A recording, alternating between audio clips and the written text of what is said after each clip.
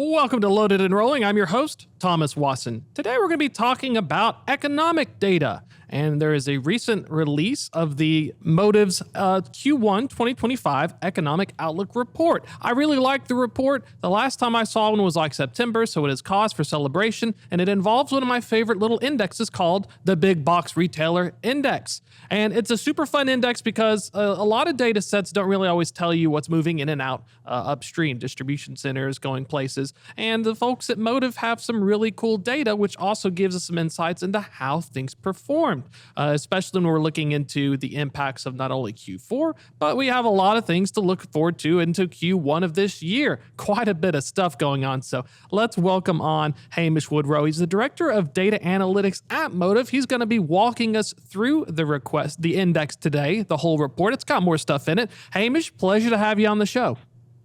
Always great to be on the show, Thomas. So tell us a little bit about what went into this recent Q1 report, and then we'll start diving into some of the highlights, of course. Yeah, sure. So overall, I'd say we're coming up as being pretty positive for 2025. Q4 overall was positive. We have the Big Box Retail Index, which I'm sure we'll get into, which was up 3.8%. And you saw specifically brick and mortar doing really, really well, and seeing a lot of inventory coming into those stores, coming into the peak season for them. And then we see other trends, which are really interesting on what's happening, especially topical just now with the tariffs coming in, with what was happening between the U.S. and Mexico border, where we saw up to close to 30% increase in traffic year over year happening across those the biggest border ports there. So there's some really interesting insights we put together, crossing everything from what's happening within the trucking industry and the recovery and what we expect in 2025, right through to what's happening on the West Coast ports and what we see happening further upstream. Well, let's work our way down. We'll start at the retail index, and I like that you all bring it down by sectors. It has a sentiment score and then the compared to 2023. So one of the things that we're looking at here was that the index was up 3.8% year over year in the peak leading up to Christmas. Department stores, apparels, and electronic increasing 41.8% compared to 2023. So when we're breaking it down by segment, we saw more activity this year than last year, but it did look like, I want you to get your thoughts on, there were some clear winners and not so big winners. Yeah, and that's what we've seen actually through a lot of the back end of 2024. We saw this trend of department stores and electronics, home improvement as well, doing really well, up 40% year over year. And what we see is probably two things happening. It's a tale of two sides. What happened last year and then what happened this year. And so last year we saw that, retailers, and the same occurred in 2022, kind of suppressed the amount of inventory that were coming in. They were actually relatively tepid with the amount of inventory that was coming into the Thanksgiving and Christmas periods.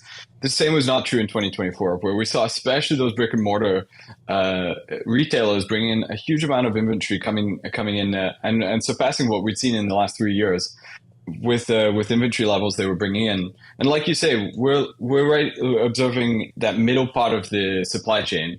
So what's happening between kind of the ports of entry into the U.S. and what's actually getting into your major distribution centers. We're tracking over 300,000 distribution centers, and we're really looking at what's coming in and out of those facilities. And so definitely on the winners this end of year was brick and mortar, retailers, and overall those in the departments, electronics and home improvement sectors were really the winners coming out. And I kind of wonder if this data is also showing what some folks have been reporting on as the Q4 behavior, which was folks front loading things. I'm thinking like home improvement, because lumber is a big thing that could be impacted with tariffs and shifts. But looking at things like apparel and electronics, is there a thesis to say that maybe that big 47.7% year over year for home improvement and a 41.8% increase over department apparel and electronics, would that possibly be explained by some of this front loading, or do you think there may be other factors at play? Yeah, absolutely. I think, you can even see it if you look further upstream and you see, I think in November, the Port of LA had 22% year over year increases. I think September came in at 38%. So you had really big jumps in the amount of goods coming into the Port of LA. And I think there's a couple of large macro factors going on. One, uncertainty of what's going to happen with tariffs, especially impacting low-cost goods coming in from China, coming in across the U.S.-Mexico border. Those could be severely impacted by tariffs, and therefore you saw things like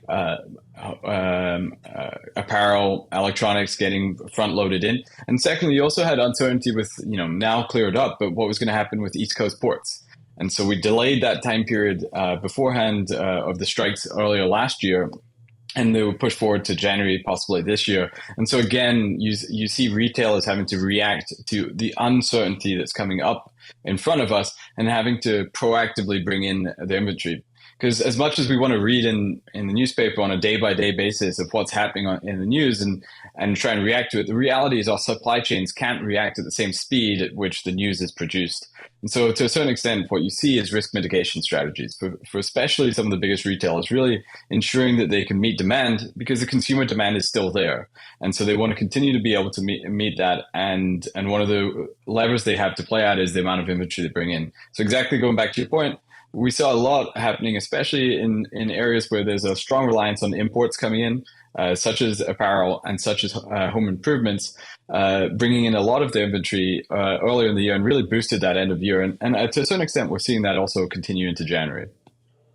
And it's really fascinating. If we look at an image, I'll have to find an image of the department stores, the apparels and electronics. But when you look at and read the report online under your blog, it's almost a straight line looking at 2024. I'm reading it right now, and it wonder if part of that, especially if I'm thinking apparel and electronics and I have a lot of consumer stuff, is it that de minimis exception where your Shines, your Temus, folks who are able to use that loophole, or is it more of I just need to stockpile a bunch of stuff until it gets more expensive? Is there anything in the data set that kind of struck you or with conversations with companies that may explain this straight line? But if you look at the other graphs, it's almost like an up and down aside from like 2024, which just feels a consistent linear improvement. Yeah. 2024 was really interesting, and partly is with those lines from the past, it's not like 2022, 2021, 2023 were normal years. When it comes to what we've gone through is essentially 5 years, a lot of turbulence we've gone through these different shifts. And one of the things I'll talk about is where we are in the inventory to sales ratios, where we're actually at relative historic lows right now. The inventories that a lot of retailers are carrying is at relative historic lows. And so when we compare to these previous time periods where we see much more cycling and also flatness to a certain extent, especially in beginning H2 2022, is when retailers kind of got it wrong. That there was far too much inventory on hand, and they actually, especially with the increase of the cost of capital with interest rates, became a very expensive maneuver to be overstocked. And you saw a lot of discounting continue into the beginning of 2023 and a lot of efforts to bring down inventory levels. So that's what we're seeing across the board is that, we've got to a place where the inventory levels are relatively low now. And so what we saw in 2024 is that the restocking trends were very much in line with demand expectations. And so as the demand continued to be fairly consistently strong across many of the sectors that we cover, you saw that the inventory levels kept on being brought in. And so we moved away from being in an overstock scenario for a certain extent in the last couple of years to much more just-in-time systems. I think what you're now moving into is, again, a period of high volatility with the risk of looming tariffs, with instability overall in the supply chain sector. And so therefore, you're going to start to have to rebuild up the amount of inventory that you have. And one of the expectations we have is the inventory to sales ratios will start to increase as retailers really have to plan in advance for the things that they can't control. And these major events can have large bottom line impacts, but also in the worst case can lead to stockouts. And that's not what retailers are looking for. And so you're going to start to see risk mitigation come into inventory management. And one of the other things I like is the increase with trade in Mexico. Q1 should be continued growth regardless of tariff policies. I mean, if you're looking at it all the way back since 2018, it is outperforming every single year within that data set in terms of input volumes. Tell us a little bit about that. Is this more representative of a structural change regardless of tariffs, or what are you all seeing in the data?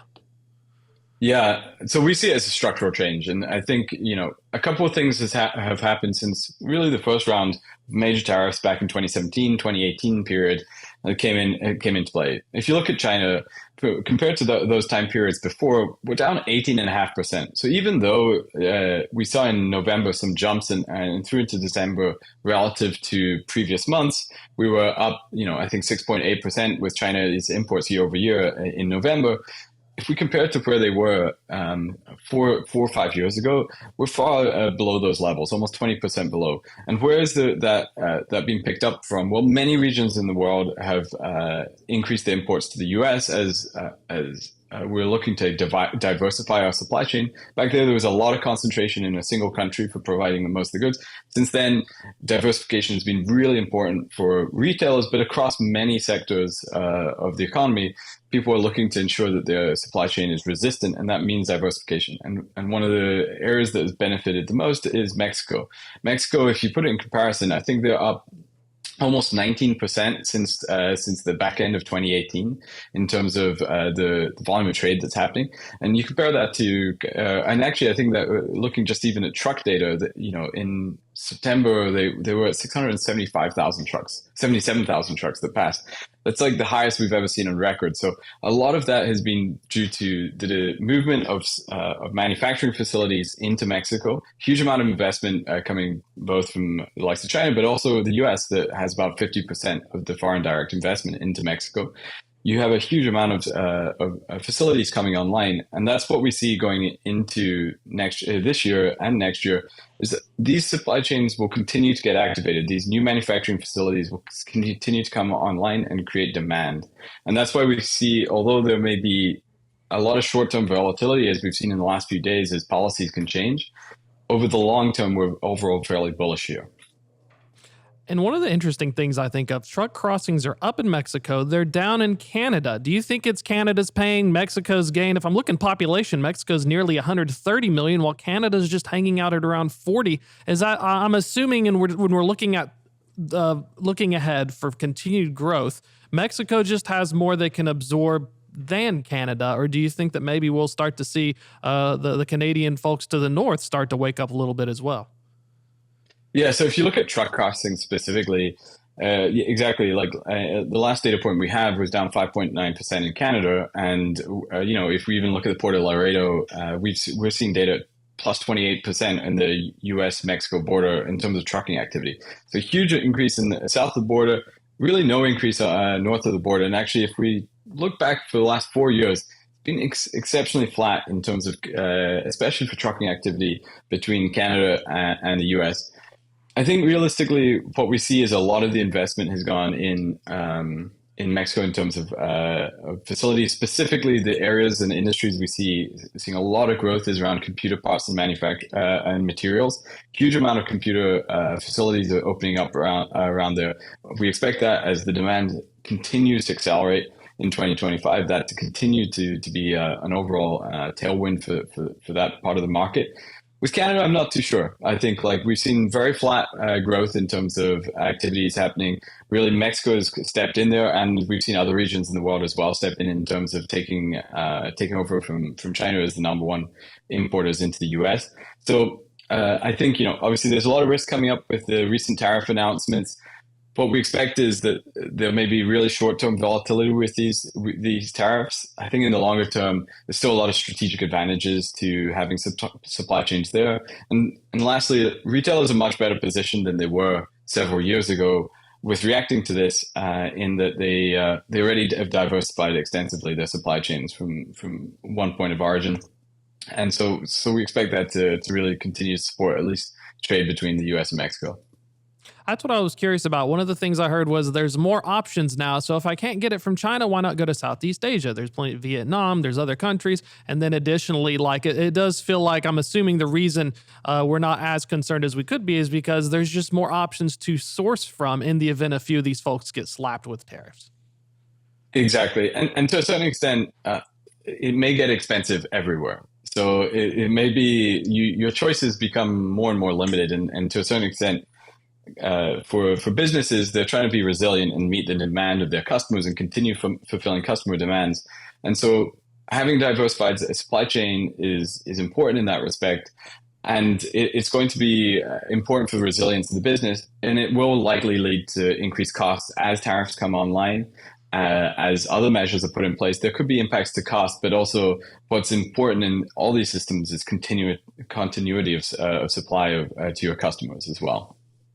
And let's change gears a little bit to the impact on the trucking market. You all have some data sets and all these showing truck market growth in terms of the net change in operating authorities, but the amount of new carrier registrations, which surprisingly, people are still trying to hop in the market just as others are hopping out. Tell us a little bit about how some of that data and what are y'all seeing?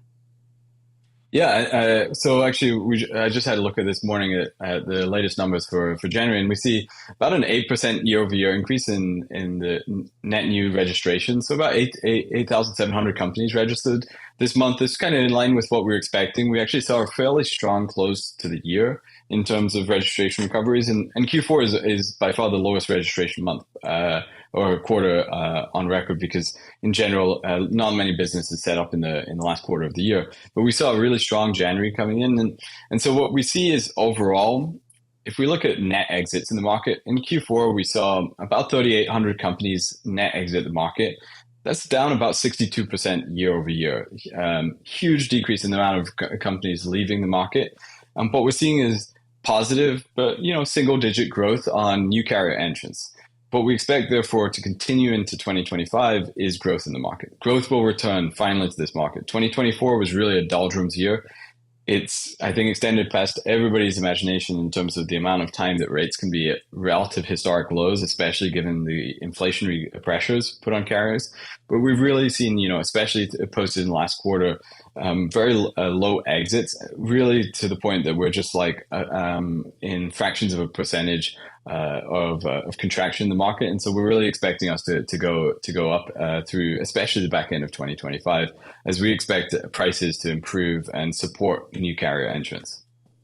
And one of the things I think is interesting is when we're looking at outlook, some folks have provided some rate data. Some of them show a dip. We're in a seasonal decline right now in spot market rates, and then some are improving. What is it? Do you expect that we'll return to, this is the fun question, anything before 2019 where I can somewhat predict everything? Or is there any wrinkles, of course, with tariffs and other stuff that may have some of these demand side shocks that may kind of disrupt it? Because it did feel like 2024 was the first time I could slightly predict things because we had a little bit of seasonality, but what is it looking like in the early thoughts right now for 2025? Well, I really hope it becomes more predictable. That's definitely something I'm looking for. But, I think everything's, over the last 5 years has taught us is, to a certain extent, businesses also have to cater to the unexpected supply chain shocks. I think on our basis, what we look at is fundamentals. And so fundamentals won't necessarily tell you what's happening in the quarter or like what maybe happens next month, but what really, as we look to the next year, 18 months, what we expect to happen. And so we believe the fundamentals are strong for the trucking sector to grow again. And we think the fundamentals are strong for return to rates. Where they exactly end up, I expect us to probably have a slow start through H1 and then accelerate kind of as we go into the back half of the year, especially as we get into peak season. I actually think this year's peak season will be really interesting, assuming, the big uncertainty here, the consumer demand continues to maintain really, significant robustness. Then we have a lot of tailwinds for the industry overall to continue to grow and see the carriers just improve overall. And what we're expecting is some real growth in carriers, as especially we see stability in oil prices and likely declines, as well as interest rates will allow businesses to finally come around and start reinvesting in their businesses, capturing market share from competitors, and allowing the next generation of enterprise businesses to be formed during this period. So we're seeing 2025 as a real flip around year. It's going to be a really interesting one for us to monitor. But we are overall pretty bullish on this year for the trucking sector. I should have done a Groundhog Day prediction. So last year I did a prediction saying the market would improve because Pakistani Phil saw he did not see his shadow, which meant in early spring. The rates continued to decline. I looked like a fool. And then this year I did not make a Groundhog Day related thing, and he saw his shadow and predicted 6 more weeks of winter. So, looking in the short term here, I'm not doing too well, but you're thinking long-term trends, fundamentals. Do you think that it would take manufacturing, domestic demand, tariffs theoretically can, you'd want to make it in the U.S. to avoid it. Is this something we would actually see in the data set into this year? Or is this something that we would have to have an environment just be structural for a hot minute before Thomas decides, hey, I need to set up a new factory in Ohio or something like that? When you're looking at it through the eyes of an economist, is it something that we can easily see, or does it kind of look at it in the rearview mirror from a quarter and say, hey, yeah, that happened? Yeah, and this is where I'll flip in and put in kind of a business owner's mindset towards, and what we're hearing as well, which is tariffs and essentially policy uncertainty will lead to certain decisions being held off. And so what we're realistically seeing is, I think, with the announcement of tariffs recently, and I know they've now been delayed out another month, is this creates a certain amount of instability that's making you hold off decisions. And that can be hold off inventory decisions. That can be hold off investment decisions around where you want to put next manufacturing sites. As you wait and see what the long-term policies and long-term, especially as we get into renegotiations coming into 2026 around the overall North America trade agreements, I think that you may see what happens, and especially could hit specific quarters, and we think maybe it could hit Q2, assuming the tariffs go ahead, is a policy of risk aversion around investments and just a bit of holding off. Now, we don't expect these to change long-term trends, but we can imagine that quarter to quarter, you may see unseasonal type behavior as people just try and wait and see to a certain extent what happens where they can. So that, if tariffs don't last as long as people have, can they, what we'll probably see is because of a delay just now, people will start to bring in more inventory. But in other circumstances, they may delay choices that they can. But you may also find that a lot of companies have very limited choices. If you want to continue to meet demand, it's not like you can just swap out manufacturing facilities in even the time period of a month. These are long-term decisions. And that's why we think, although there may be short-term unseasonal type behavior, over the long term, we expect continued growth, for example, in the Mexico-US border. We expect that policies will probably line in a sensible place around this, supporting US businesses. And fundamentally for the trucking sector, which we'll come back to, is positive. Like at the end of the day, what's most important, I think, for trucking companies is that not to be overly concentrated in one market or have one revenue stream being your principal driver, just because that leads you to a lot of exposure from these external factors that you have no control over. Definitely. It makes sense why a lot of other large trucking companies have expanded into intermodal, LTL. It's almost like you got to hedge against the highs and the lows. Speaking of other modes, private fleets, intermodal, rail, there's a lot of hungry folks out there in terms of capacity. Is there any kind of even if we do see changes, does trucking have to worry about maybe a private fleet gobbling up some shares or maybe intermodal taking it up? Or what are some of your thoughts as well by segment while we have a little bit of time left? Yeah, sure. I think I'd say overall, the for-hire trucking space actually pretty well positioned. I think actually during a pretty volatile time period, the spot market may actually perform pretty well as people kind of hold off decisions, then have to react as decisions change in front of them. So I actually feel like, especially when we look at that side of the market, we may actually see some positivity, may cause actually more companies to set up, and especially in the back end of the year, may incentivize actually a lot of small and medium businesses being set up. Where we see a lot of opportunity in the market actually is, I'd say, around. So there's some opportunity within private fleets, and then there's opportunities within sector specific. I think, there's a lot of talk in the oil and gas sector and a lot of fundamentals that may improve there that allow investment to go into those sectors and benefit a lot companies that operate fleets within that. I think the other area is you've got a core set of tech-enabled medium-sized to small enterprise businesses out there operating for-hire fleets. I think you'll see a huge amount of possibility for growth in that sector. I think what's happened over the last couple of years is companies have needed to rationalize their spend enormously, really look at every line item. The ones that had the greatest visibility saw the largest improvement. And as we now move into a sector or a time period that we expect growth in the industry and rates to improve, those that can manage their fundamental costs and keep their operating costs low by and not scaling them as the operations scale will be able to really benefit from likely lower interest rates, or at least stable interest rates, and really actually be able to expand enormously during this time period. We've seen it through other cycles. We see it through other cycles that happen in the oil and gas sector, as well as in the trucking. The companies realistically that have honed in their costs as much as possible just now and continue that into the year to come will really be able to reap the benefits of a sector that's coming back. The leanly run shall inherit the marketplace. I like it. Hamish, it was an absolute pleasure getting to have you on. Folks want to check out the Motive Report, learn more about the information, or get in contact. What's the best way to find out? Yeah, please check us out on gomotive.com. You'll find our blog there, and you'll find links out to all the research that we provide on a quarterly basis. Thanks again, Thomas, for having me on the show.